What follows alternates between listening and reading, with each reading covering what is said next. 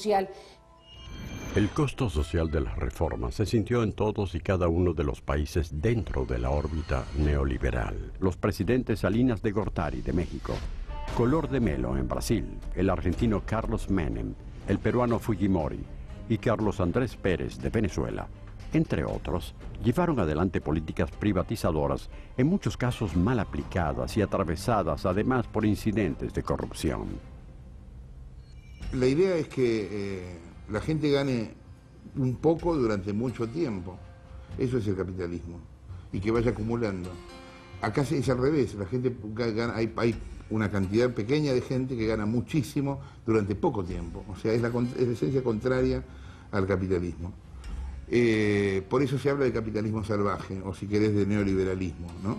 Creo que las privatizaciones eran en una buena medida necesarias, que se instrumentaron muy mal, sin orden, sin concierto y sobre todo sin transparencia y limpieza.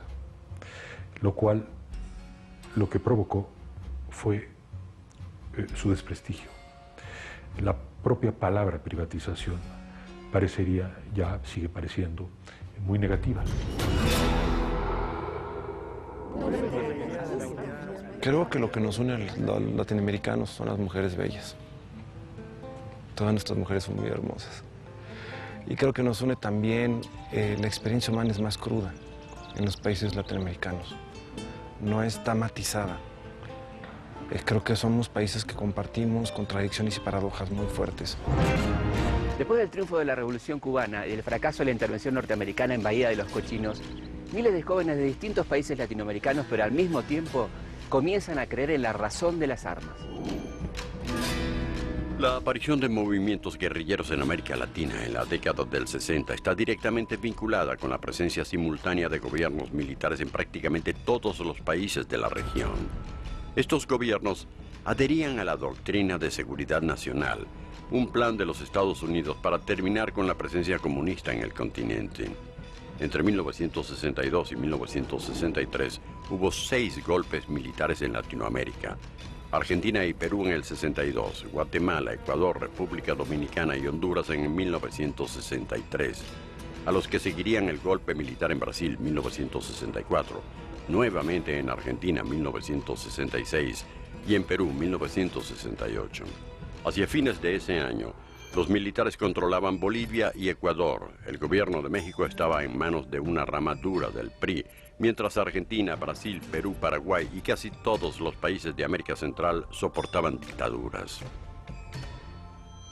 Bueno, yo creo que la irrupción de los movimientos guerrilleros en América Latina está primero por una valoración de las condiciones existentes a lo largo del continente.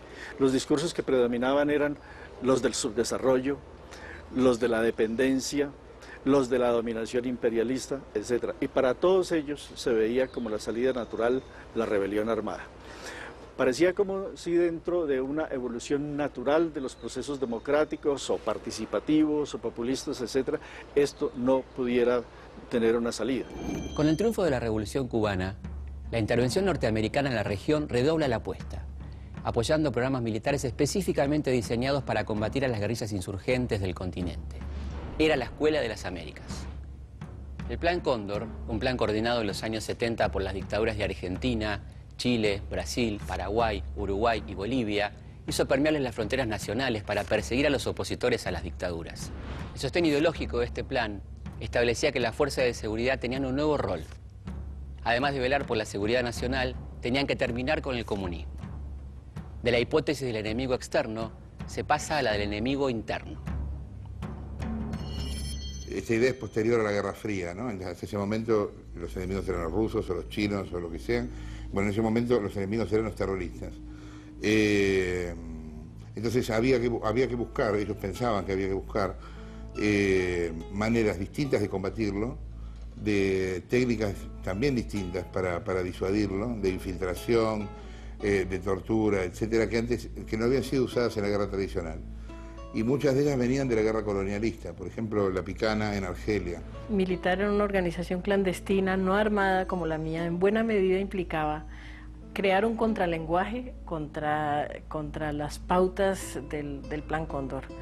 En la medida en que tú conocías cómo se movían los militares y cuáles eran los patrones de la represión, tú podías elaborar una especie de contrapatrón, en donde había ciertas cosas que no se podían hacer. No se podía llegar 2 minutos tarde a una cita, no se podía hacer una cita que tuviera más de 7 minutos, los teléfonos estaban absolutamente prohibidos, manejar el mínimo de información posible, no tener nada anotado, ni una libreta de teléfonos. Y yo te digo que en buena medida el atenerse estrictamente a esas normas de conducta le salvaban la vida a mucha gente y permitían una cierta actividad política.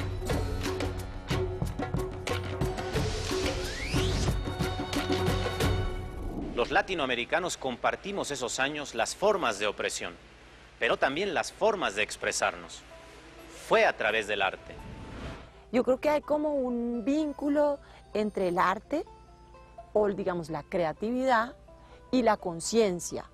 Entonces eso hace que muchas veces cuando la gente sale a protestar o a expresar sus ideas, pues hay como mucha gente también del mundo del teatro, del mundo del arte, entonces ahí pasan cosas interesantísimas. En la Plaza de Bolívar, por ejemplo, han hecho muchas cosas que son casi happenings o performancias. Es notable la originalidad que tienen los pueblos para manifestar sus formas de protestar, pero yo creo que mucho más notable es la forma que tiene la dirigencia, la originalidad que tiene la dirigencia política para evadirse siempre de estas protestas.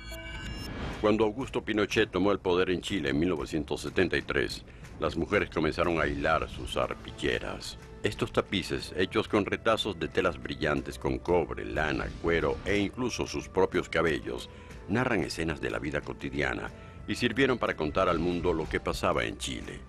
El arte daba cuenta de la política.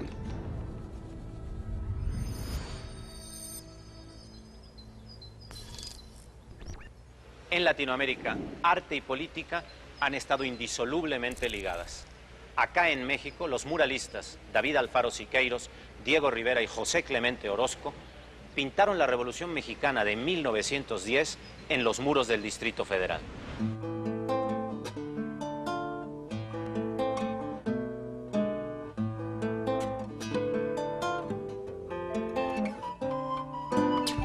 En esos años la pasión era muy grande, tenía apenas muy poco de surgida la Revolución Rusa del 17, en los años 22, 21, y en México había un gran educador y filósofo que fue José Vasconcelos. Él tuvo bastante la visión de invitar a Rivera a que pintara.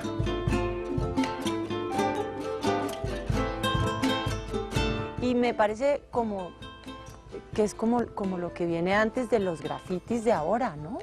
Los grafitis bonitos, esas cosas que uno ve en la calle y dice, uy, gracias por compartir esto conmigo. Eso es muy especial.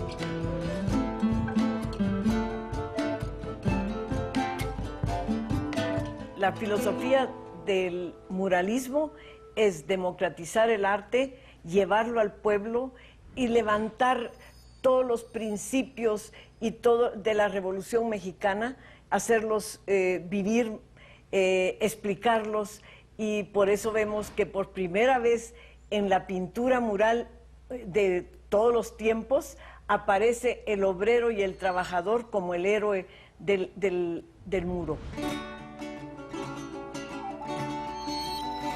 Héroes del muro. Los obreros y trabajadores se convirtieron en los protagonistas y los destinatarios de este arte. Como Quinquela Martín en Argentina, los muralistas mexicanos, que eran además miembros prominentes del Partido Comunista, entendieron su arte como un instrumento para educar a las masas.